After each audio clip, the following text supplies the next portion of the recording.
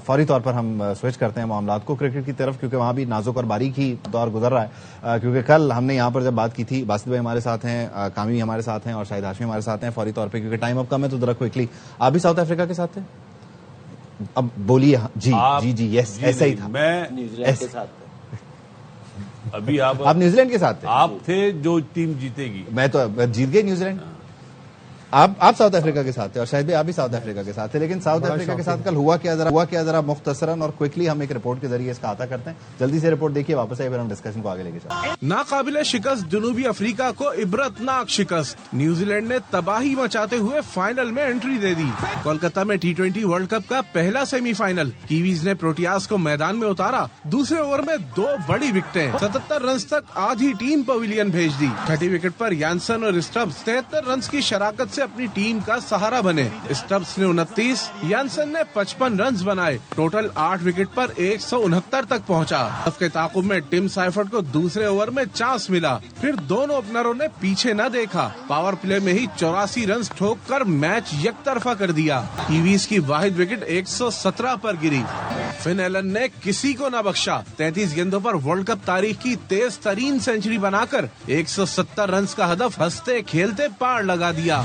Finn Allen की शानदार कारकर्दगी और किस तरह से न्यूजीलैंड ने 12.5 ओवर्स में ही सारे का सारा मैच जो है वो समेट दिया। वास्तव में ये एग्जैक्टली हुआ क्या? वही सेकंड बैटिंग वाला मामला नहीं, आपने ये इंट्रो में क्या कह दिया कि आपने भी साउथ अफ्रीका? मुझे यहाँ तक याद था मेरा, कल आप तीनों एक पेज पर थे और कामी और आप तो 2-3 मरतबा ऐसा हुआ एक पेज पर, एक दो जगह पे लाइनें बढ़ गई। पाकिस्तानी भी एक पेज पे हुए?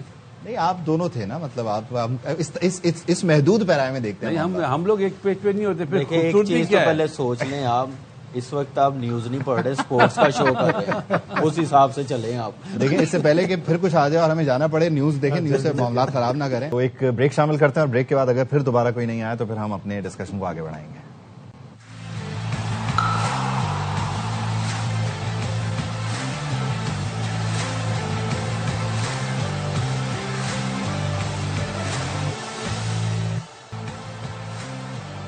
Welcome back. अब हम जरा क्विकली कोशिश करते हैं कि कल के मैच को समेटें और आज वाले मैच पे बात करें और फिर टीम पाकिस्तान से मुतालिका भी कुछ मामलात हैं, और अगर इस बीच अगर रिमेनिंग टाइम भी बता दें तो हम उसको जरा केटर करने में आसानी होगी। बासित भाई, सेकंड बैटिंग का एडवांटेज रहा? नहीं, उन्होंने आउट क्लास करा अपना। न्यूजीलैंड ने कैप्टनसी भी अच्छी करी, कप्तान ने जो बॉलिंग चेंजिंग दी टॉप क्लास। लग नहीं रहा था कि सेमीफाइनल उन 2 बड़ी टीमों के खिलाफ है जो फाइनल के लिए, मतलब फाइनल में जाने के लिए तैयार है। वन साइड हराया, ऐसे लगा कि नेदरलैंड का मैच हो रहा किसी और दूसरी टीम से। आप पाकिस्तान और नमीबिया वगैरह इस तरह का मैच हो? नहीं, मैं पाकिस्तान का नाम नहीं लाना। ठीक है, चलें। साउथ अफ्रीका क्यों कोलैप्स कर गई? मतलब इतना जबरदस्त खेलते हुए आप आ रहे हैं और इतने क्रूशल, वही चोकर्स वाला मसला मुझे लग रहा है वही है उनके। उन्होंने बोला हम साबित करेंगे। उसी में प्रेशर में नजर आए हैं, जैसे बैटिंग नजर आ रही थी, जैसे बैटर्स मुझे लग रहा है कि कोई रिस्पॉन्सिबिलिटी लेके नहीं खेले कि इतना बड़ा मैच है, हमने इस लाइन को क्रॉस करना है, हमने दुनिया में ये जो टैग लगा हुआ इसको चेंज करना। मुझे लग रहा है कि उस प्रेशर से निकल नहीं पा रहे। और वो देखें, न्यूजीलैंड टीम का होमवर्क बड़ा जबरदस्त था। बॉलिंग यूटिलाइज मिचेल सेंटनर ने बड़ी जबरदस्त की। आप देखें कि एक गलती की है उसने इंग्लैंड के खिलाफ, उसके बाद उस गलती को रिपीट नहीं किया, सही किया। तो यही एक कामयाबी एक बड़ी टीम की निशानी होती है। और न्यूजीलैंड टीम ने बॉलिंग बड़ी जबरदस्त, उसके बाद फिल एलन ने जो बैटिंग कर दी है ना, ओपनिंग पार्टनरशिप 117 रन की, अनबिलीवेबल। ऐसी बैटिंग मुझे नहीं लगता है कि मैं T20 में कभी देख सकूंगा जो फिल एलन ने बॉलरों को फेंटा दिया। ऐसे लग रहा था कोई साइकिल चोर पकड़े गए हैं, ऐसे मार रहा था। और ऑनेस्टली बताऊं कि T20 में कम ही बस आपकी तरफ साइकिल चोरों की तरफ नहीं होती है। नहीं, ये शुक्र है साइकिल चोर पे रख गए, वरना एक बार साहब कुछ और इसके साथ कह गए तो फिर वो मामला कहीं का कहीं चला गया था। शायद भाई, क्या डिफरेंस क्या था? मतलब न्यूजीलैंड और साउथ अफ्रीका, इंटेंट तो हम नहीं कह सकते, इंटेंट तो डेफिनेटली सेम था, लेकिन यहाँ फिन एलन था और वहाँ फिन एलन नहीं था, यही फर्क था। नहीं, उनका टॉप ऑर्डर बहुत ही अच्छा है। इन दोनों ने मिला के अब तक 463 रन बना दिए पूरे टूर्नामेंट में, और इनको बैश ब्रदर्स कहते हैं। बैशिंग ही की उन्होंने इस तरह साउथ अफ्रीका की कि माकरम ने पोस्ट मैच इंटरव्यू में ब्रॉडकास्टर को कहा कि ऐसा लगा जैसे उन्होंने हमें जोरदार थप्पड़ मारा हो। वाकई जोरदार एक ऐसा झटका दिया कि इतना वन साइडेड कोई भी एक्सपेक्ट नहीं कर रहा था। और उन्होंने कंडीशंस का और जो ओकेजन होता है ना, उसकी रिस्पेक्ट नहीं की साउथ अफ्रीका ने। जो आ रहा था मार रहा था, जो आ रहा था मार रहा था। मिलर आउट हुआ है, उसको चांस मिला, फिर वो आउट हो गया। अगले ओवर की दूसरी बॉल पे ब्रेविस जो वेल सेट था वो आउट हो गया। ये तो यैनसन यानी की वो गेम पार्टनरशिप है प्लान कोई को एज पर सिचुएशन जो है वो लेकर इम्प्रोवाइजेशन नहीं करते रहे, वो जो नहीं सोच के आया था वो सोचते रहे भाई हम वही करेंगे, वो एग्जीक्यूट नहीं वो कर यानी पाए हमारा और वाला वो मसला था। इस खुमार में थे कि हम अनबीटेबल हैं, अभी तक हमें कोई नहीं हरा सकता। देखिए पूरे वर्ल्ड कप में ना इनकी जर्नी बड़ी जबरदस्त रही है, बड़ी जबरदस्त कैप्टनसी एडम माकरम ने बैटिंग में, लेकिन बैट्समैन जैसे खेले हैं, जैसी शॉट सिलेक्शन थी पूरे टूर्नामेंट में नहीं हमने देखे। कंटिन्यू 7 मैच जीते हुए हैं और इस टीम के मुतालिक ये सोचा जा रहा था कि इस बार ये चैंपियन बनेंगे ही बनेंगे, लेकिन अब जो न्यूजीलैंड ने परफॉर्मेंस दिखा दी है, मुझे लग रहा है अब जो दूसरी टीम आज जो जीतेगी वो न्यूजीलैंड से डरेगी जरूर। अच्छा, इसमें इसको हम आगे लेके चलते हैं जरा क्विकली। हम इंडिया और इंग्लैंड वाले मैच से मुतालिक बात करने से पहले एक आपने गेम प्लान की बात करी अभी, जी, तो गेम प्लान बनाना इतना आसान नहीं होता है, और उसमें फिर जब काउंटर अटैक होता है ना तो वो गेम प्लान फिर आपके जहनों से निकल जाता है। न्यूजीलैंड की कैप्टनसी में और मार्करम की कैप्टनसी में बिल्कुल डिफरेंट चीज ये हुई कि मार्करम की बारी में पिटाई हो रही थी, फेटा लग रहा था, और अब सेटनर तो वो चाह रहा था, जो चीज करना चाह रहा था वो चीज उसके सामने हो रही थी। तो लेकिन इसमें तो मेरे ख्याल में यही तो आपका मतलब आपकी पूरे साल की या पूरे मतलब आपके करियर की जर्नी की यही तो होती है कि आप मौके पे कैसे फौरी तौर पर चीजों को चेंज करते हैं और संभालते हैं। एक प्लान तो आप घर से लेकर आए हैं, हाँ, लेकिन दूसरा प्लान मौके पर अगर अगला भी खेलने आया है, ये चीज मेरे हिसाब से मतलब मुझे कामी शायद एग्री नहीं करेगा क्योंकि ये ज्यादा एग्रेसिव खेलता था। नंबर 4 पे मैं ब्रेविस को नहीं भेजता, जहां एक ओवर में 2 आउट होना मैं स्टफ को भेजता कि लंबा करो पार्टनरशिप, नीचे हिटर को रखता ज्यादा, लेकिन उसने नंबर पे ये भी एक है न्यूजीलैंड के जो बैटर्स जो ओपनर से वो पेस को बड़ा लाइक करते हैं। आपने पेसर लगा ही रखे हैं, वो न्यूजीलैंड के ऐसे ही साउथ अफ्रीका के भी थे, उन्होंने नया बॉल ऑफ स्पिनर से करवा दिया। टोटल भी कम रह गया जरा, मतलब जाहिर है अगर इसमें कितना मजीद होना चाहिए था। 6 ओवर में उन्होंने 6 ओवर में मैच खत्म कर दिया था 84 रन बना के पावर प्ले में। किसी से पूछा कि कितने शॉट रह गए, मतलब कोई 30 किसी ने पूछा उससे कोच से, तो उसने कहा 200 रन शॉट था। नहीं 30 का भी मतलब जिस तरह से 12 मजाक में लाइटर नोट में 12.5 43 बॉल्स रह गई तो इसका मतलब है 43 बॉल्स में 100 रन और आराम से बना देते। यही मैं पूछना चाह रहा हूँ कि 30 रन का भी इम्पैक्ट तो वो नहीं हो सकता था जो आप 20-30 का तो 20-30 का उस वक्त आप इम्पैक्ट डाल सकते हैं ना, जैसे दूसरे ओवर में ही कैच निकला, इस रन में भी हो जाना था। अगर कैच हो जाता थोड़ा प्रेशर बिल्ड होना था आने वाले बैट्समैन पे, तो ये एक चीज तो रही है। 25-30 रन मुझे लग रहा है कि कम है। चलें अब हम और सबसे अच्छा फील्डर ने ट्राई नहीं करा, कीपर ने ट्राई करा, ब्रेविस था फील्डर। चलें अब हम इससे पहले कि फिर कोई आ जाए और फिर कामी भाई बोलेंगे आप न्यूज नहीं कर रहे, रोक मतलब सकता। कोई हो रहा है हम फौरी तौर पे इसको लेके चलते हैं। इंडिया और इंग्लैंड वाले मैच में पहले एक रिपोर्ट देखते हैं, फौरन वापस आते हैं, फिर उस डिस्कशन को भी आगे बढ़ाते हैं। चलिए जी, पैकेज दिखाइए, हमें बताइए कि क्या हो रहा है, क्या हुआ है अब तक। कौन खेलेगा वर्ल्ड कप का फाइनल? मुंबई में सजेगा दूसरे सेमीफाइनल का दंगल। एक तरफ हॉट फेवरेट और मेजबान भारत, दूसरी तरफ सुपर 8 की नाकाबिले शिकस्त टीम इंग्लैंड।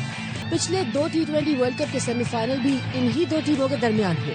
2022 में इंग्लैंड ने भारत को 10 विकेट से इबरतनाक शिकस्त दी। 2024 में भारत ने 68 रन से आउट क्लास करके हिसाब चुकाया। वर्ल्ड कप में 5 बार आमना सामना, 3 में भारत, 2 में इंग्लैंड कामयाब रहा। 29 बाहमी मुकाबलों में भी भारत को 17-12 की बढ़तरी। भारत जीता तो टाइटल के दिफा की जानिब एक और कदम बढ़ाएगा। इंग्लैंड जीता तो 2 साल पहले का हिसाब चुकाएगा। ये कारकर्दगी रिपोर्ट है, जाहिर है कि अब तक की इनकी जो परफॉर्मेंस और अब तक जो ओवरऑल वर्ल्ड कप में इनके मैचेस हुए, ये साउथ अफ्रीका और न्यूजीलैंड वाले मैच का इम्पैक्ट सबसे ज्यादा किस पे आएगा आज के मैच में, या इससे मुबर्रा खेलना है? देखिए दोनों मतलब ये कि इससे बेफिक्र होकर दोनों का स्टाइल जो है ना वो डिफरेंट है। इनमें कोई चोकर नहीं है, वो चोक कर गए साउथ अफ्रीकन। ये क्रिकेट वाइज इंडियन बड़ी टीम है, लेकिन जिस वे में इंग्लैंड आया है 4 रन से जीत के नेपाल से, फिर इटली से मुश्किल से जीता, फिर हारा हुआ मैच न्यूजीलैंड से जीता, तो वो कॉन्फिडेंस लेवल उनका बड़ा होगा। प्रेशर इंडिया पे होगा क्योंकि इंडिया में हो रहा है, लेकिन टीम इंडिया ही बेहतर है। टीम इंडिया ही आपकी नजर में बेहतर है। ये प्रेशर वाली बात होगा अगर इंग्लैंड हराएगा। अच्छा, ये प्रेशर वाली बात आप भी नहीं मानते? आप समझते हैं कि अपना गेम होगा? प्रेशर इन टीमों पे कैसे आ सकता है? दोनों 2-2 बार की चैंपियन टीमें हैं, वो इस फेज से गुजरे हुए हैं, कैसे बड़े मैच को लेके चलना है। तो कंडीशन भी बड़ी जबरदस्त है और टॉप की टीमें हैं, दोनों सेमीफाइनल खेल रही हैं। कंडीशन वाइज देखें, टीम वाइज देखें, नो डाउट इंडिया को एज है। जैसी नजर आ रही है वेन्यू, जैसे इस वर्ल्ड कप में पिच खेल रही है, इंग्लैंड को भी सूटेबल हो सकती है, उनकी बॉलिंग को सूट कर सकती है। जोफ्रा आर्चर को आप देख ले, सैम करन वहां पर डेंजरस हो सकता है, जेमी ओवरटन है पेसर, ये आ गए तो इंडियन बैटर्स के लिए इतना आसान नहीं होगा। प्रेशर वाला मैच है, लेकिन दोनों टीमों को आइडिया इस मैच से कैसे निकलते हैं। रोल स्विच करना भी अपना जानते हैं, उन्हें पता होता है कि कहाँ पे एग्रेसिव खेलना है, कहाँ पे उन्होंने एंकर करना है, कहाँ पे उन्होंने एक प्रेशर होता है, वो होता है 1.4 अरब लोगों की एक्सपेक्टेशंस का।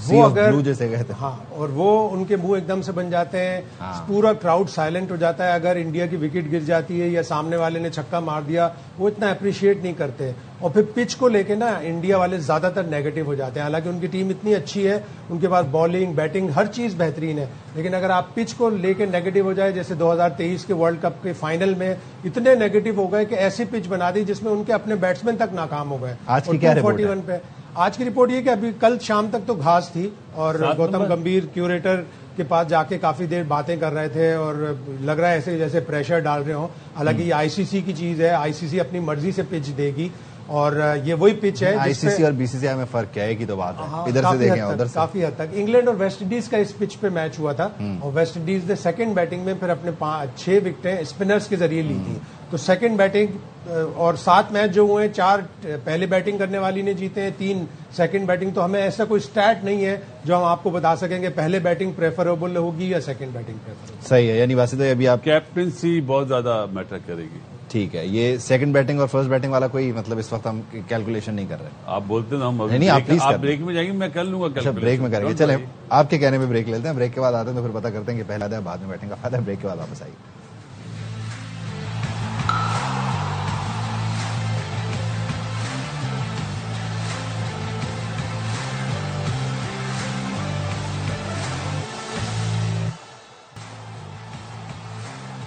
Welcome back. और प्रेडिक्शंस तो हम डेफिनेटली लेंगे कि पहले बैटिंग का फायदा है या बाद में बैटिंग का फायदा, और फिर उसको याद भी रखेंगे ताकि कल के दिन जब रिजल्ट आए, आज जब रिजल्ट आए कल जब दोबारा बैठें तो उस पर बात हो सके। अगर नजीब की तबीयत सही नहीं हुई, ऐसे हम सब दुआ ही कर रहे हैं नजीब के लिए, आज भी वो आए थे लेकिन उनका गला वाकई बंद है। तो इससे पहले कि हम वर्ल्ड कप के मामलों को डिस्कस करें, जरा जो आज खबरें आ रही हैं टीम सिलेक्शन को लेकर पीसीबी से, शायद भाई कि वो अलीम डार वाला और अजहर वाला जो मामला है वो खत्म हो गया, दायरा वो एक्सेप्ट हो गया और अब 2 नए लोग हैं, वो नाम सामने आ गए। मिसबाह उल हक और सरफराज का नाम आया है, वो हेड कोच से इधर हाँ, अब वल्लाह डाइवर्ट कर दिया। अब आप ये भी कह सकते हैं ना कि सिलेक्शन कमेटी में भी है और वो हेड कोच भी बन जाए ताकि उसको डुअल रिस्पॉन्सिबिलिटी मिल जाए और वो ये कह ना सके कि भाई मेरी सिलेक्टेड टीम नहीं थी, जैसा कि अब तक हो रहा है। तो ये एम्पावर करना कहते हैं इसे या फंसाना कहते हैं? नहीं, एम्पावर करना ही कह लें अगर आप पॉजिटिवली उसको देखते हैं तो। सरफराज हो गया, मिसबाह हो गया, सब हमारे फॉर्मर क्रिकेटर्स हैं और इन्हीं की रिस्पॉन्सिबिलिटी है। कामरान हो गया, बासित हो गए और सारे क्रिकेटर्स की इन्हीं की रिस्पॉन्सिबिलिटी है। हमारे पास एक ही गेम है जो हमें यूनाइट करता है, जो हमें पूरी दुनिया में पॉपुलराइज करता है। उसमें अगर हमारी अचीवमेंट नहीं होंगी, उसमें हमारी अगर तरक्की नहीं होगी तो हम सबको दुख होगा। तो इन सबका कंट्रीब्यूशन है। अब इन 2 लोगों से कंट्रीब्यूशन मांगा है पीसीबी ने, देखें, इसलिए कि हम वर्ल्ड टेस्ट चैंपियनशिप में एक दफा 5वें आए, फिर दूसरी दफा 7वें आए, तीसरी दफा तो हद ही कर दी हमने, 9 टीमों में 9वें नंबर पर आए।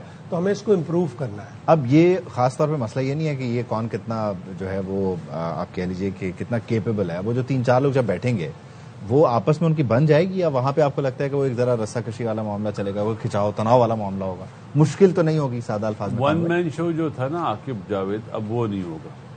अच्छा, जो आकिब पिछले 5-6 महीनों से जो अपने ऑर्डर निकाल रहा था ना माइक हैसन के साथ मिलके, मिसबाह हल्के अल्फाज में लेकिन पीछे से काम करेगा, सरफराज सामने बात करेगा, तो वो 1 मैन शो वाला काम नहीं होगा। तो यानी ये फायदे में रहेगा मामला, पाकिस्तान के क्रिकेट की बेहतरी के लिए अच्छा है। अगर ये दोनों भी यस सर बन जाएंगे तो फिर सबसे ज्यादा तकलीफ क्रिकेटर्स को ही होगी। हाँ, मुश्किल में तो वही आएंगे आखिर में जब टीम आपको जब पोस्ट मिलती है ना तो आपने हर चीज बड़ी ईमानदारी से करनी होती है, और जो चीज नजर नहीं आ रही है मुझे।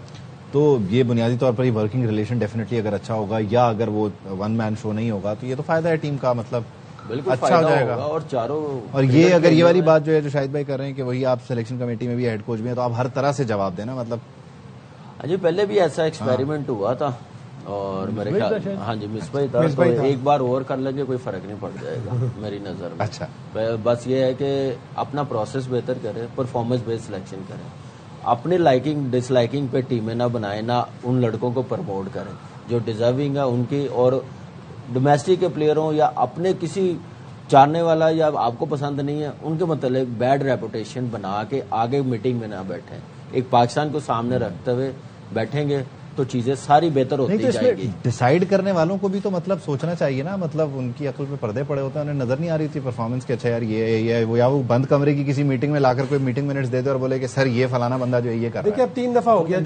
चेयरमैन ये कहते हैं कि मैं दखल अंदाजी नहीं करता सिलेक्शन में। चैंपियंस ट्रॉफी में पूरी दुनिया कहती रही कि एक स्पिनर और एक ओपनर नहीं है, आप हार गए, वहां पे कोई अकाउंटेबिलिटी नहीं। 2024 में आप आमिर और इमाद वसीम को लेके आए, उस वक्त भी चेयरमैन साहब ने कहा कि चलो ठीक है। अभी इस दफा भी अलीम डार अगर अपोज कर रहे थे, उन्होंने कहा कि नहीं बाबर आजम और शादाब को नहीं होना चाहिए, तो चेयरमैन साहब को कहना चाहिए था कि भाई पूरी दुनिया ये कह रही है और अलीम डार साहब भी ये कह रहे हैं, और ज्यादा अच्छा हो कि 4 आदमी, क्रिकेट एक ऐसा खेल है, टैलेंट एक ऐसा पॉइंट है कि आप 4 आदमी बैठेंगे, या तो आप कन्विंस कर दें या आप कन्विंस हो जाएं। अलीम डार अगर इतने अच्छे आदमी हैं, उनको चाहिए था कि T20 वर्ल्ड कप का जब स्क्वाड सेलेक्ट हो रहा था, अगर उनको उस वक्त तहफुजात थे उसी वक्त रिजाइन करते ताकि कौम का टीम का फायदा तो होता। नहीं वो लेकिन नतीजे का इंतजार कर रहे थे ना, कि मतलब उसके बाद नतीजे के इंतजार के हम बाद सारे तो आप नतीजे का लकीर इंतजार पीट कर रहे रहे हैं, चल रहे आप हो फिर ना। लकीर पीट रहे हैं। शाहिद भाई और बासित भाई बताएंगे, मिसबा तो पहले भी सिलेक्शन हाँ कमेटी जी, हाँ जी। यही बोर्ड के ऑलमोस्ट बंदे थे, सिर्फ चेयरमैन साहब चेंज हुए हैं। क्या उस वक्त फायदा नहीं, मैं बोर्ड की वो कह रहे हैं बात कर कि रहा हूँ। बोर्ड के मतलब कमोबेश मुझे यही ये सेटअप बात बताएं, उस वक्त मिसबा को हटाया गया था, किस बेस पे हटाया गया था और दोबारा मतलब लाया दोबारा गया क्यों ला किस रहे बे- हाँ, हैं? किस बताएं बे- वासिद भाई, मतलब मुझे ये कोई क्या समझ है, नहीं मतलब आई। जाने की वजह और आने की वजह कोई होती मुझे है? एक बात बताएं, चले सरफराज का फर्स्ट एक्सपीरियंस है, होना चाहिए। आकिब भाई का मेरे ख्याल से दूसरी तीसरी बार है। उसके बाद असद शफीक का फर्स्ट एक्सपीरियंस है। कितनी सिलेक्शन कमेटियां चेंज हो गई हैं, कोई एक, फिर आपने इनको बनाया ना, तो फिर इनको 2027 तक टाइम दें। कोई कल को अच्छा, फिर ना चेंजिंग जो हो रही है, देख लें कुछ 4थी 5वीं सिलेक्शन कमेटी बन गई है। फरवरी 2024 में मोहसिन नकवी साहब आए तो ये 5वीं 6ठी हाँ जी, सिलेक्शन। अभी कुछ खबरें ये भी चल रही होती है ना, मुख्तलिफ आ रहा होता है कि अच्छा जी वो एक प्लान बन गया कि अभी हम इसको कंटिन्यू करेंगे, माइक हेसन को भी नहीं छेड़ रहे, टीम को भी कहीं नहीं लेके जा रहे, और लेकिन जो आपने अभी टीम अनाउंस की उसमें ही पता चल रहा है कि आप कितना कंसिस्टेंसी को लेकर, मतलब आपने उखाड़ पिछाड़ तो कर दी उस टीम के साथ जिसको आप लेके गए थे, और स्टार प्लेयर्स वही बात कर सिलेक्शन दी है। कमेटी में कोचिंग में रहे हैं, कोई मुझे बात बता दें, कोई चीज अच्छी हुई है तो मैं मान जाऊंगा, ठीक है यार ये डिजर्व करता है। आप कोई मुझे रिपोर्ट तो बताएं, दुनिया को बताएं, मीडिया को तो दिखाएं, क्या फायदा हुआ, क्या नुकसान हुआ। नुकसान ही हमने देखा हमेशा। बासित भाई, इसको जो शाहीन को जो टीम दी है बनाकर आपने, जो स्क्वाड में मतलब सारा कुछ नाप तोल करके डाल दिया, ठीक टीम है? आप समझते हैं कि अगर इसको 2027 के हिसाब से एम करें तो ठीक कर रहे हैं? उससे पहले जो आधा घंटे की मीटिंग हुई है ना, वो ये चीज बताती है कि ना माइक हैसन को ये हटा रहे हैं, ना सलमान अली आगा को हटा रहे हैं, ना शाहीन को हटा रहे हैं, जो बलंडर कर रहे हैं। ये फैसला फायदेमंद नहीं है पाकिस्तान के लिए। और जहां तक बात है, आपने जो बोला टीम चेंज करें, अगर हिम्मत है तो 2027 तक यही टीम खिला दे, मान जाऊंगा। लेकिन माइक हैसन ने आएंगे फिर साबित भी वापस, करें आप जो लोग फैसला है उसका, फिर वापस आएंगे। लेकिन ठोक माइक बजा कर हैसन कहें भी। इस टीम से मुत्तफिक नहीं है, ये मैं आपको बता दूं। ये जो ओडीआई की चलिए अब टीम देखते हैं ना अब ये नया मुझे combination क्या एक बनता बात है की और भी selection मायूसी हुई, एक बात की और भी मायूसी Time हुई कि जरा अगर short शाहीन अच्छा कप्तान बनना चाहता है तो शाहीन जाकर ये कहता कि मुझे बाबर आजम और साइम अयूब इस टीम में चाहिए, इनको आप ड्रॉप नहीं कर सकते।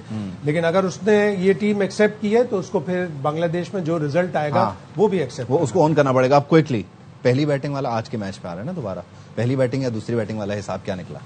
पहली बैटिंग दूसरी बैटिंग वाला हिसाब ये निकला कि दोनों बराबर हैं। मतलब आप किसी एक साइड के साथ जाना चेज, पड़ेगा। मेरी वाली बात ना करें कि जो जीता। I'll go with इंडिया, लेकिन चेज होगा इधर। ऐसी कामयाब आपकी प्रेडिक्शन? यार देखा जाए तो इंडिया ही फेवरेट है, लेकिन जैसी पिच है, जैसा घास नजर आ रहा है, इंग्लैंड भी डेंजरस हो सकती है। एक्साइटिंग मैच होने जा रहा है, एक्साइटेड मैच होने जा रहा है। शायद आप आपकी बताएं। Prediction 65-35 India in favour of India.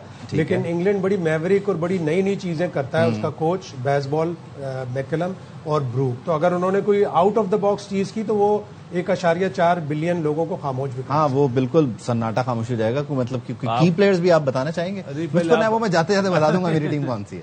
की प्लेयर दोनों की तरफ से सारे ही हैं यार। ये मैच ऐसे होते जो चल जाए गिवन डे पे। नहीं, इस मैच में जो भी मतलब परफॉर्म करता है वो हीरो बनता है। आपने देखा पिछले मैच में फिन एलन, वहां से संजू सैमसन। फिर इसको खत्म करने के बाद हम दुआ करते हैं अल्लाह हमारी टीम के 11 खिलाड़ियों को भी हीरो बनने की 2036 में अगर 2036 तक अगर हम जाए तो कुछ कहना चाह टीम का मैं सिर्फ ये बोलना चाह रहा हूँ कि अगर कुछ चेंजिंग नहीं टीम में, कोच को नहीं होना चाहिए जो टर्नियर पूरा करे।